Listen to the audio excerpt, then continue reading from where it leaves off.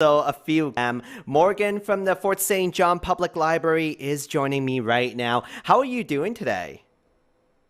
I'm doing so well. It's so incredibly beautiful outside. Oh, If you didn't yes. have a chance to go outside for like to have lunch in the sun, try to do that for your dinner or your snack or whatever. It's just so gorgeous and warm. It is, and I had a walk at Fish Creek yesterday because the internet was Mm. down for Shaw customers. So, yeah. Oh, your phone is ringing. It stopped. Okay. So, what's happening at the Fort St. John Public Library?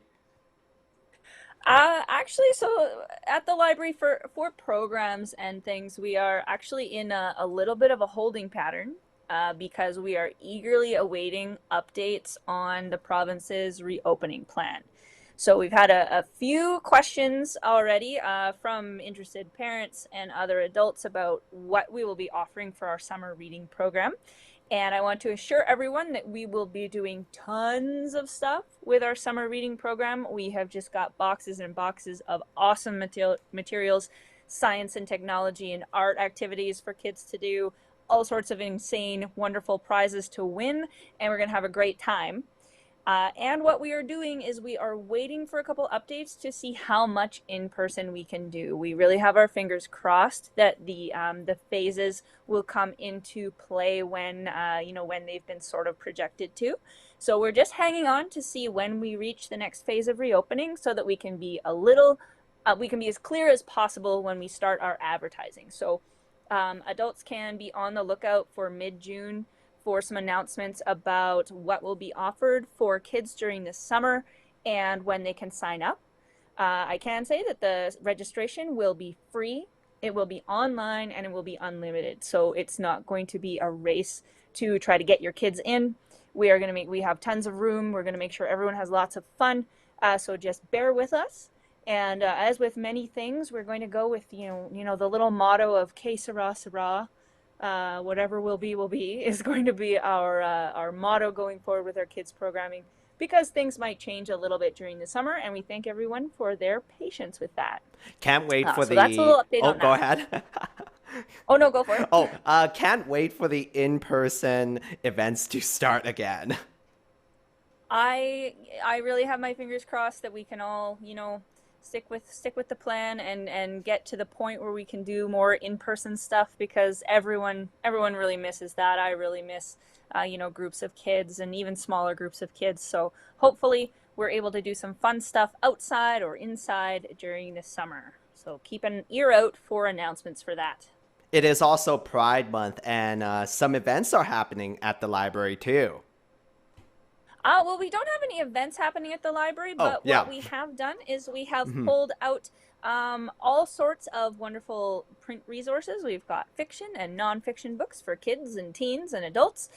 So if you're looking for a way to read the rainbow, you can come on into the library, and we've got those all pulled out. We have also got a whole bunch of library pride buttons, so you can grab one to wear if you're going to be keeping an eye out for the socially distanced parade that's going to be happening this weekend. You can join in that way. And we have got some take-home crafts. We've got some little origami bird mobiles that you can put together, and those are kits that you can just pick up for free and take home. So we are celebrating Pride Week, and then throughout the month as well.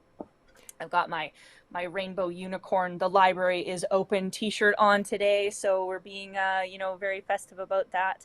And then this month is also it's Indigenous History Month. So throughout the month of June, we will be featuring all sorts of nonfiction information and fiction by Indigenous authors, own voices authors. And of course, we had a very sad start to Indigenous History Month. Very tragic, with the discovery of the 215 children in Kamloops. So, as an unfortunate start to Indigenous History Month, we are dedicating the bulk of our display space to all of our resources that we have in house to help educate people about the history of residential schools in Canada and BC. We also have full hard copies of the entirety of the final report from the Truth and Reconciliation Commission, as well as all sorts of fiction and nonfiction that have been written on the topic. So this is absolutely an unfathomable tragedy.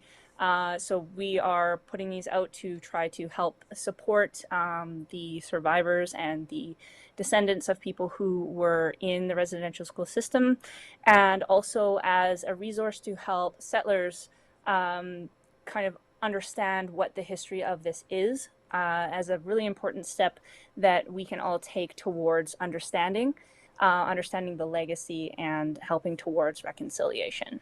Definitely very important to learn. And where can people find more details? So we have actually provided a list on our webpage. It's in our book lists called Residential Schools and Truth and Reconciliation. And it's got a list of everything we have in our catalog that is on the topic and the history. So you can actually find that on our webpage and see what we've got. We can also bring more resources in from other libraries. And you can also find direct links to that off of our Facebook page. Morgan, thank you so much for joining me today. Thank you very much for having me. This community interview is supported by your Member of Parliament, Bob Zimmer. Stop by his office in Fort St. John at 9916 100th Avenue and in Dawson Creek at 10420.